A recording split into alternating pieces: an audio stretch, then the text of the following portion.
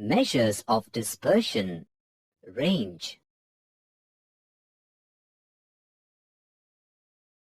Measures of central tendency of data, such as mean, median, and mode, give us central values that represent a data set.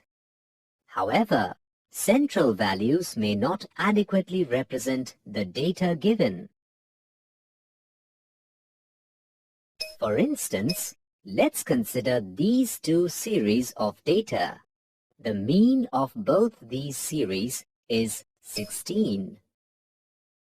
Note that in the first series, the individual observations are all close to the mean 16.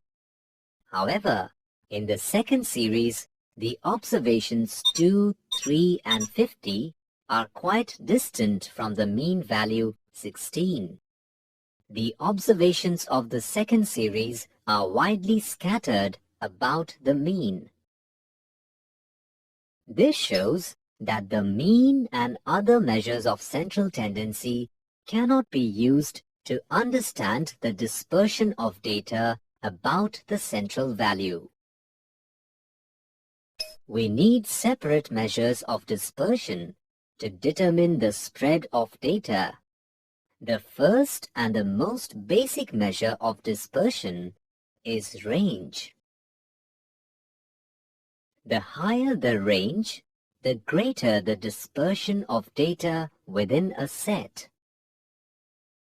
Take a look at this data set. The daily wages of 8 workers are given, and we need to find the range. To find the range of this data set, we need to first arrange the data in an ascending or descending order. We then identify the largest and the smallest values in the data. As per the definition, the range of this data can be calculated as shown.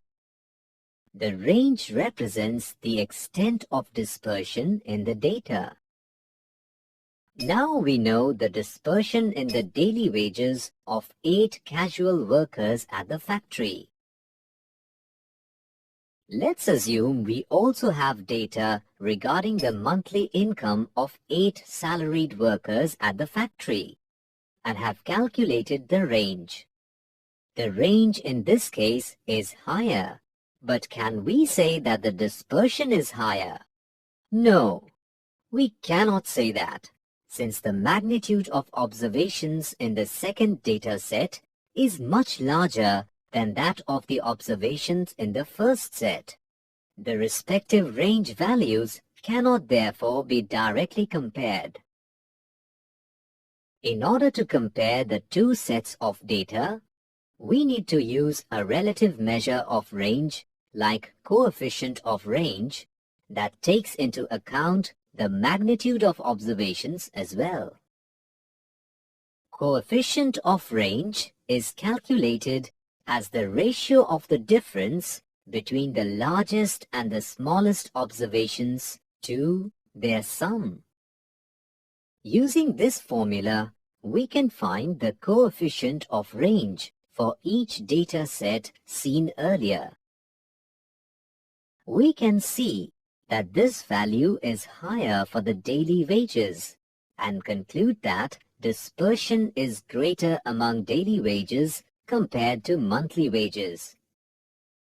The coefficient of range thereby provides a degree of range that can be compared across data sets. While range and coefficient of range are useful basic measures of dispersion in a data set, they are solely dependent on extreme values, that is, the largest and the smallest values, and do not provide any information on dispersion of other central values in the data set. Measures of central tendency, such as mean, median, and mode, do not tell us anything about the dispersion or deviation of data around the central value. Measures of dispersion give us an idea about the spread or scatteredness of data. Range is the most basic measure of dispersion. Range is defined as the difference between the largest and the smallest observed values.